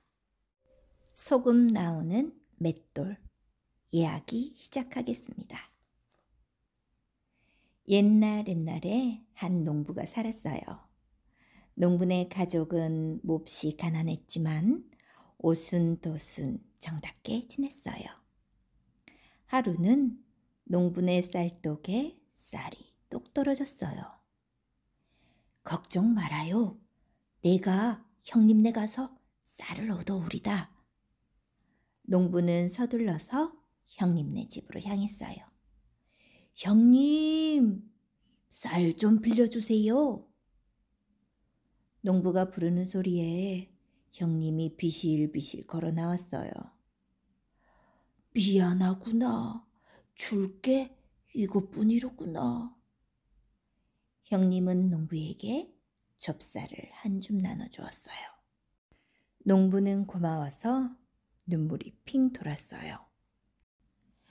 고맙습니다, 형님. 농부는 좁쌀을 품 안에 고이 넣고 집에 돌아왔어요. 그런데 집 앞에 웬 거지 노인이 쓰러져 있는 거예요. 노인은 커다란 맷돌을 꼭 안고 있었죠. 할아버지 괜찮으세요? 농부는 노인을 들쳐업고 집으로 들어갔어요. 맷돌도 잊지 않고 잘 챙겼죠. 농부는 방 안에 노인을 눕혔어요. 뭐라도 드셔야 기운을 차릴 텐데. 그때 형님이 준 좁쌀이 떠올랐어요. 농부는 좁쌀 한 줌으로 정성껏 죽을 끓였어요. 김이 모락모락 나는 죽을 호호 불어 노인에게 먹였지요. 다음 날 노인이 기운을 차리고 일어났어요. 자네가 날 살렸구먼. 고마워서 그러니 이 맷돌을 받아주게. 노인은 농부에게 맷돌을 내밀었어요. 착한 농부는 괜찮다며 고개를 가로저었지요. 바로 그때 펑! 하얀 연기와 함께 노인이 사라졌어요. 맷돌만 덩그러니 남겨둔 채 말이에요. 농부네 가족은 맷돌을 가운데 두고 삥 둘러앉았어요. 맷돌이 있어도 갈아먹을 곡식한 톨이 없으니 멀뚱멀뚱 바라보고만 있었지요. 농부는 한숨을 푹 쉬며 빈 맷돌을 드르륵 드르륵 돌렸어요. 아휴, 쌀이 있으면 얼마나 좋을까? 그런데 이게 웬일이래요? 빈 맷돌에서 쌀이 펑펑 나오는 거예요. 아이고야, 세상에. 이게 바로 요술 맷돌이구나. 농부의 아내는 곧바로 한 솥 가득 밥을 지었어요. 새하얀 쌀밥을 그릇에 소복소복 퍼 담았지요. 아버지, 밥맛이 꿀맛이에요. 천천히 꼭꼭 씹어서 먹으렴. 식구들은 모처럼 배부르게 밥을 먹었어요. 맷돌은 농부가 말만 하면 무엇이든 척척 내주었어요. 덕분에 농부는 큰 부자가 되었지요. 이웃 마을에 욕심쟁이 부자가 이 소문을 듣고 찾아왔어요. 맙소사, 우리 집보다 훨씬 크잖아? 부자는 으리으리한 기와집에 입이 떡 벌어졌어요. 가만, 저 맷돌을 거지 노인에게 받았다고 했지? 부자는 거지들을 모으기 위해 잔치를 열었어요. 거지랑 거지는 모두 몰려들었지요.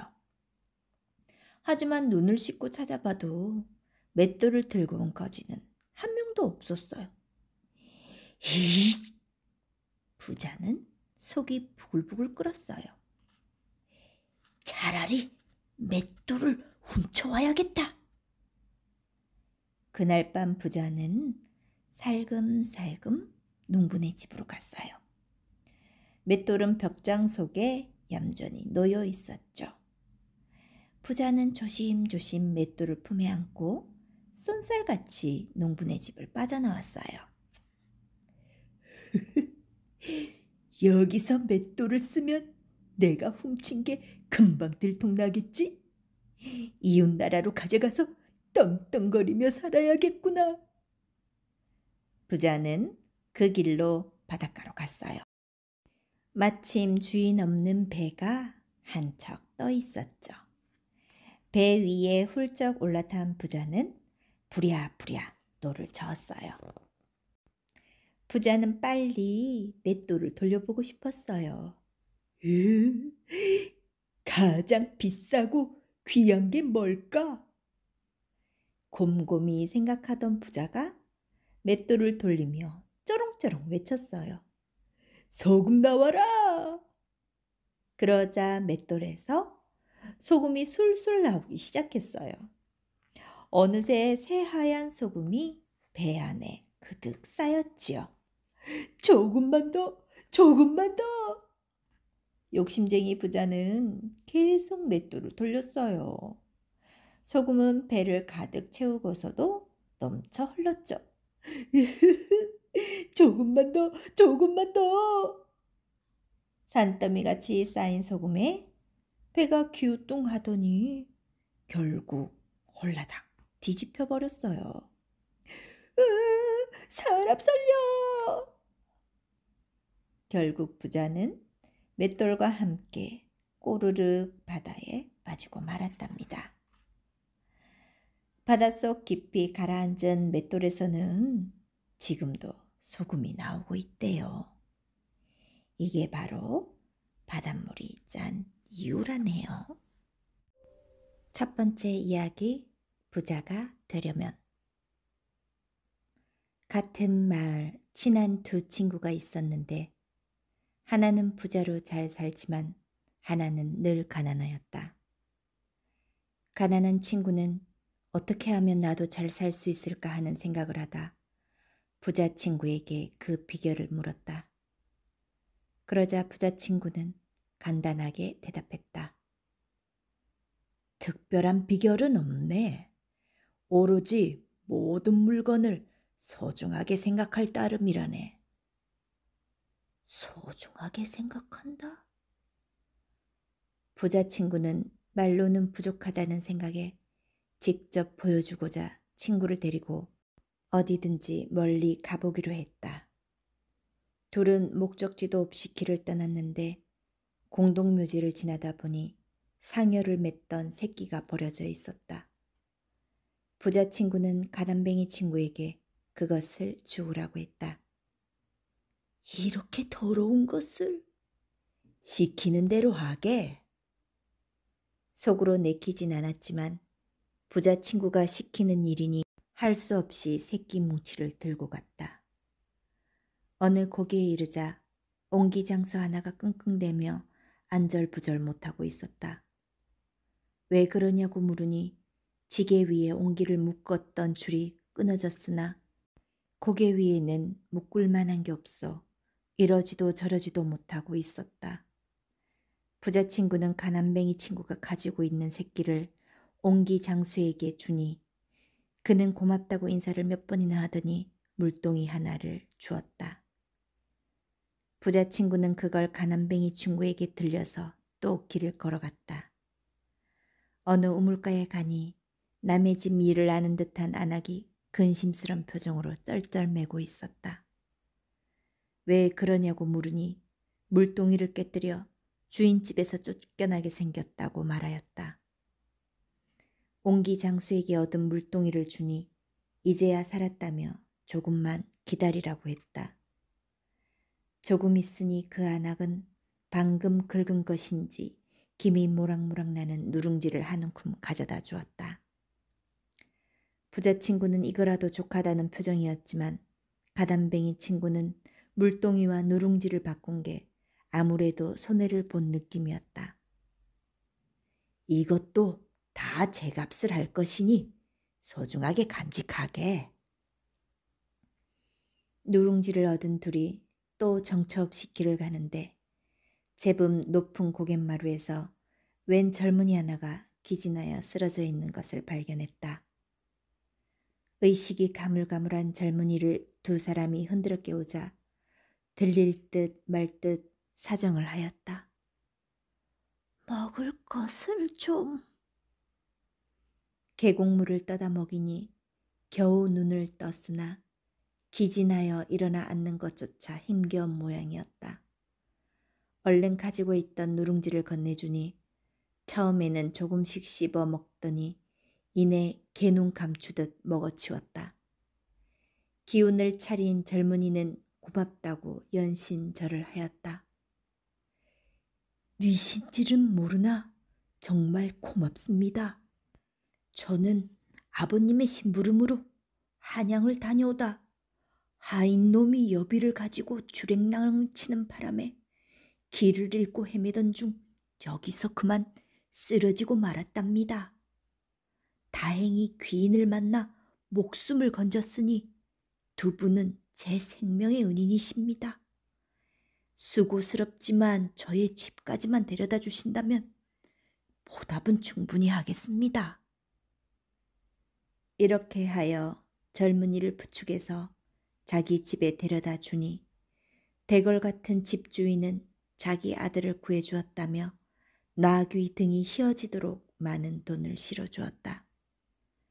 동괴짝을 실은 나귀를 끌고 오면서 부자 친구가 이렇게 말하였다. 세상에는 소용없는 것이 없나니 매사에 보잘것없는 것도 소중하다는 걸 잘 알게나. 두 번째 이야기, 제사는 정성. 소금 장수 하나가 지게에 소금 가마니를 치고 이 마을 저 마을을 떠돌아다니는데 어느 날은 깊은 산골짜기에서 밤을 맞았다. 초행길이라 마을을 찾아가려면 고생만 할 것 같고 어디 하룻밤 잘 만한 곳이 없나 하고 살피니 마침 등성이에 오목한 곳이 있었다. 떠돌이 신세라 바깥에서 잠을 자는 일이 익숙한 그는 오목하게 꺼진 곳에 누워 잠을 청했다. 하루 종일 무거운 속은 짐을 지고 다녔으니 피로가 한꺼번에 몰려와 이내 잠이 들었다. 그런데 저쪽 산등성이에서 누군가 그를 불렀다. 이보게, 일어나게, 날 따라가세. 이 밤에 나 말고 골짜기에 누가 또 있나? 하며 고개를 들어보니 언제 왔는지 옆에 사람이 서 있었다. 당신은 누구요?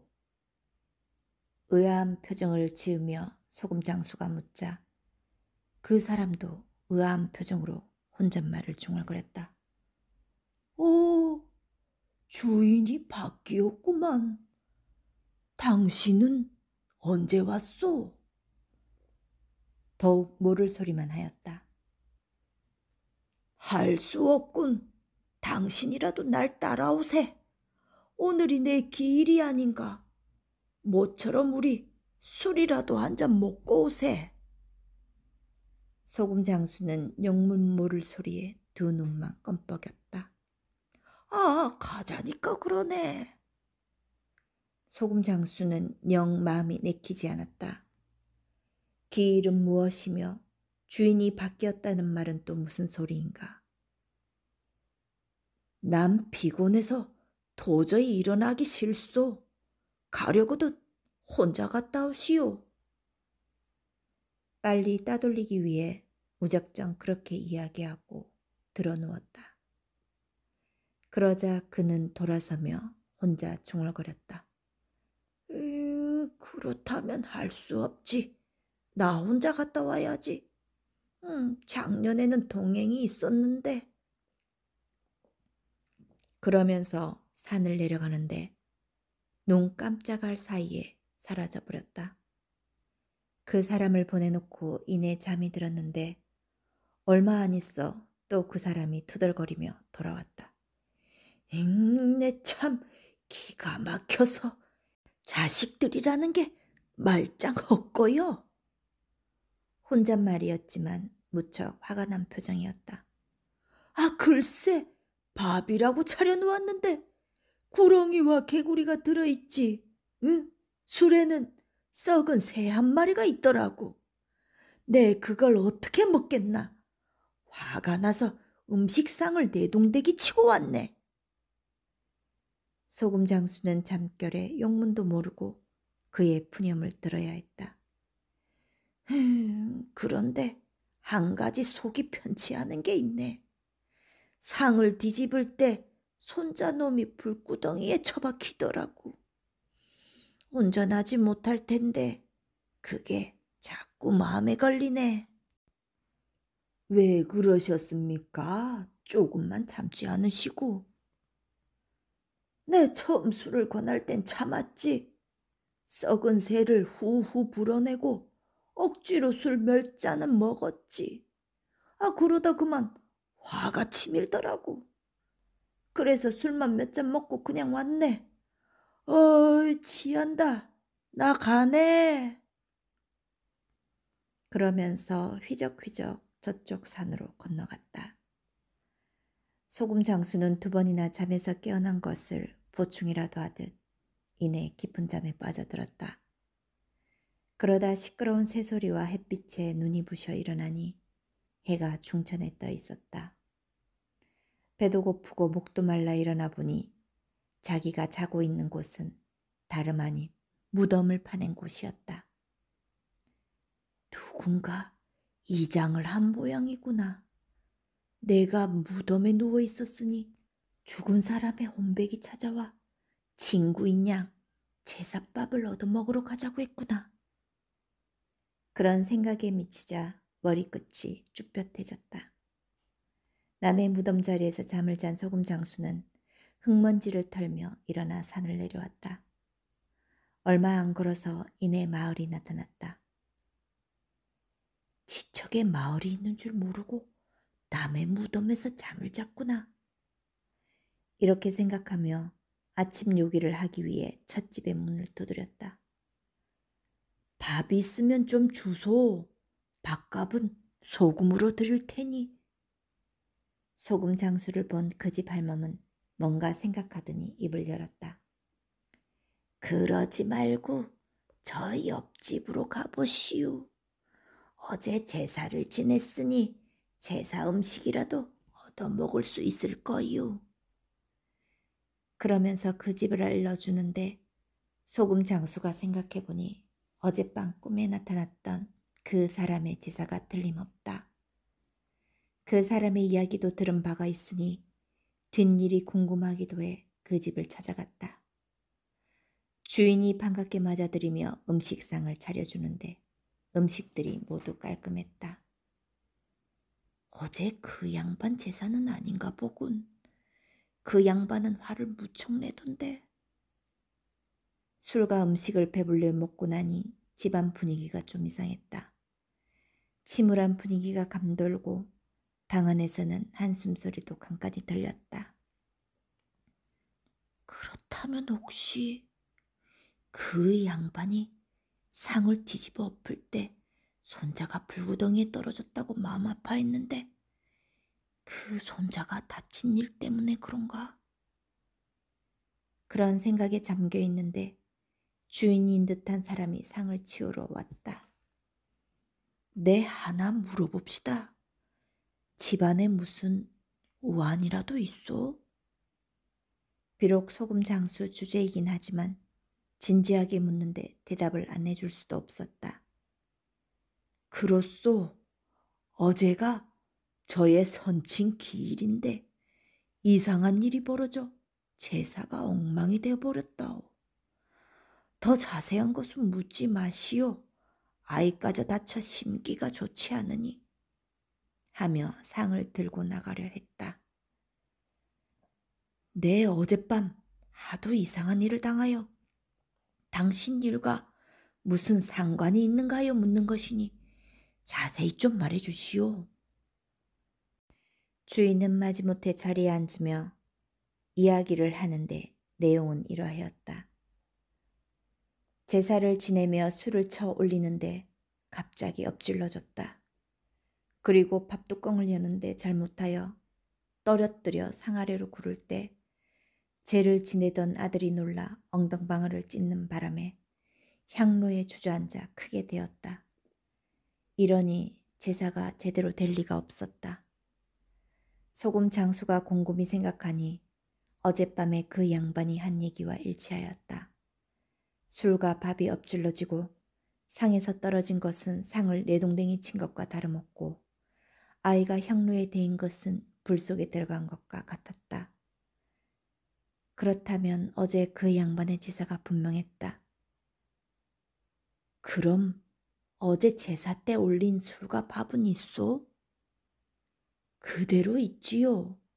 제사가 엉망이 되었으니 식구들이 음복할 마음도 없어 음식을 그대로 밀어놨지요. 제가 좀 봐도 되겠습니까? 주인은 남의 제사 음식을 보자는 게 유쾌한 일은 아니지만 자신이 당한 일과 흡사하다니 보여줄 수밖에 없었다.